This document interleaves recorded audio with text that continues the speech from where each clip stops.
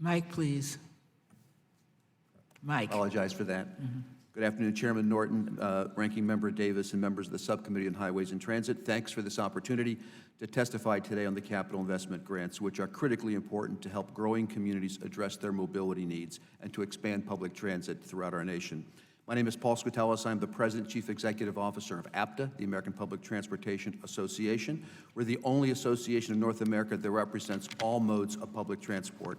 Our 1,500 public and private sector member organizations speak with one voice in terms of making the case for public transit in the industry. Capital investment grants are a vital source of capital funding to expand our public transit services. Over the past decade, more than one-half of all the states have benefited from CIG projects. The economic benefits of projects funded through CIG are very wide-ranging. In addition to the critical local economic benefits of CIG projects themselves, the vehicles, the equipment, the supplies that comprise of these projects are made in America and states all across the nation. As an example, I point to the rail and bus manufacturing schematics that are appended to my written testimony. These schematics show how dozens of states contribute to each rail car that's manufactured in America and to each bus that's made as well. Capital investment grants are a critical tool to addressing the mobility needs of our communities and to helping them grow and grow the national economy. Unfortunately, over the past 2 decades, we have seen both Congress and FTA have layered additional requirements on the CIG process that have resulted in a bureaucratic maze. As a result, CIG requirements are vastly more complex, more time-consuming, and more burdensome than they need to be. And there are more requirements of these projects than comparable large U.S. DOT transportation discretionary grant programs. Moreover, these burdensome requirements cause significant delay in project approvals, which result in considerable increases in project costs. Today, a CIG project sponsor, typically a transit agency, faces almost 60,000 words of federal statutory law, regulations, and administrative guidance that's required under the program. In comparison, a federal aid highway infra grant applicant faces less than 1/4 of the statutory language and no specific regulations.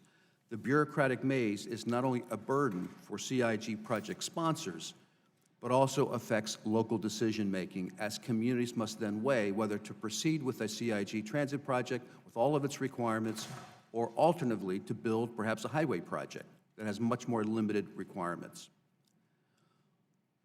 Although we've got a great partnership with FTA, this is an area of great concern for us and some disagreement. And I want to say, for the record, that we have a terrific partnership with the FTA and with Administrator Williams. We work together hand in hand on a daily basis, as do our members.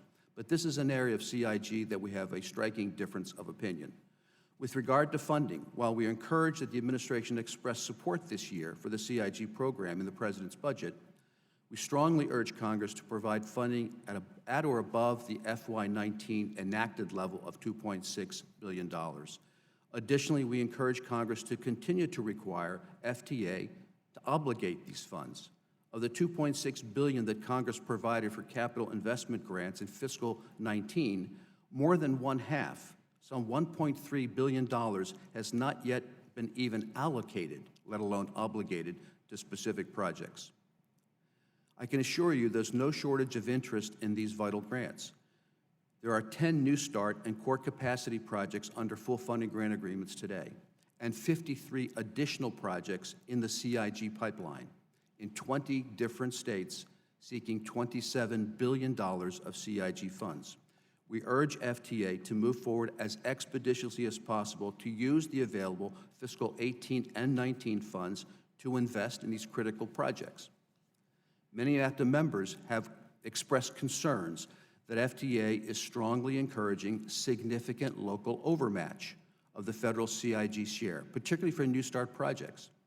These project sponsors believe that DOT will not move forward with their New Start project unless the project sponsor accepts significantly less than a 50% CIG share. This significant overmatch can require projects in a pipeline to redo their budgets, causing delays, and could in fact discourage project sponsors from seeking the CIG grant at all. CIG overmatch can also affect local community decisions I mentioned as a moment ago. The decision between, do I invest through the myriad of requirements for a CIG project, or do I look for another alternative? APTA is also concerned with the policies outlined in FTA's 2018 Dear Colleague letter.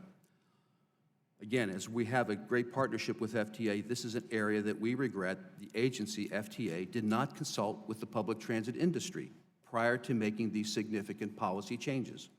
The Dear Colleague letter has created considerable confusion among project sponsors regarding certain policies. For instance, sponsors remain confused on DOT's new treatment of TIFIA.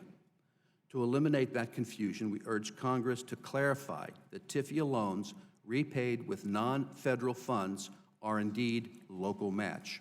That shouldn't be an issue of contention. At the time of the Dear Colleague letter, FTA also announced changes to its evaluation of CIG projects. Specifically, FTA now conducts risk assessments much earlier in the process. Prior to joining APTA as President and CEO last year, in 2018, I was directly involved in delivering capital investment projects on both the public side and the private sector side. Conducting risk assessments too early in the process can be problematic because at that point, project sponsors have not yet performed an adequate level of design and engineering to fully calculate the likely risks. Similarly, increasing the probability threshold percentage requires project sponsors to have large amounts of local funding on hand as project contingencies. As many local elected officials know and transit governing members know, it's difficult to find the extra dollars oftentimes. Moreover, given that the federal share is established upon entry into engineering, significant costs of contingencies and the risk and responsibility are pushed to the project sponsor. Thus, we urge Congress to reverse the Dear Colleague and risk assessment changes. Finally, APTA strongly urges the committee to conduct a zero-based review of the CIG program to assess all statutory, regulatory, and administrative requirements through what I would describe as a two-part test. First, does the requirement strengthen the CIG program and ensure that beneficial projects across the country are delivered in a timely manner? Second, does the requirement protect the taxpayer's interest in funding good projects? We strongly believe that dozens of current CIG requirements do not meet this test. In addition to a zero-based review, we recommend 4 additional policy reforms to strengthen the CIG program. First, establish a CIG pipeline dashboard where FTA must report on the progress and status of its projects at each milestone so that stakeholders, decision makers, elected officials, and the public understand how these projects are moving through the pipeline. Second, codify a fixed federal share to provide certainty for project sponsors for CIG projects. Third, clarify that TIFIA loans, as I mentioned, are indeed local match. Fourth, reverse the 2018 risk assessment changes, which really do not add to project certainty and create more delays. On behalf of APTA, I thank you for giving us the opportunity to testify and to share our thoughts on capital investment grants. We look forward to continuing to work with this committee, with the FTA, and the industry to strengthen the CIG program and ensure that these critically needed public transportation improvements are delivered in a timely manner. I look forward to answering any questions you may have. Thank you.